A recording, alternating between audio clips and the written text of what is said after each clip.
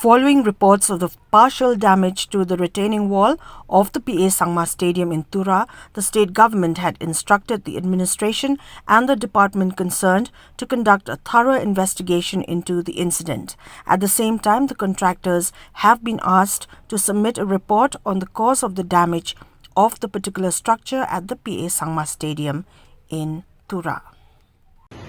We had a review meeting today on yesterday's incident of the retaining wall, small part of the retaining wall collapsing in P A Sangma Stadium in Tura.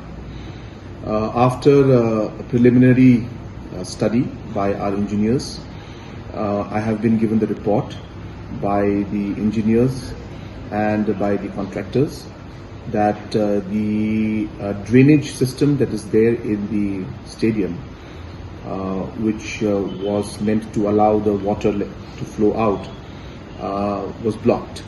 And as you're aware that there are two parts to the stadium construction.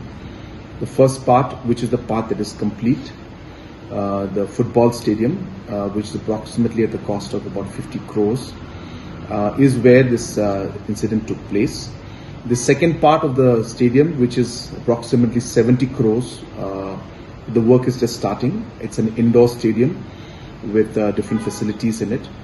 And so the construction of the indoor stadium side was going on. And because of these activities, the drainages got blocked.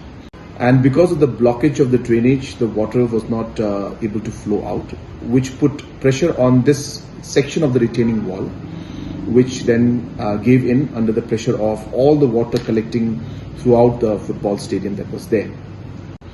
Another important point is that the overall structures, which are the new stands that have come up, all of them are stable. The preliminary report is that there is no damage to any of the other structures. Those three other structures are independent, and there have not been any damage as per the preliminary reports.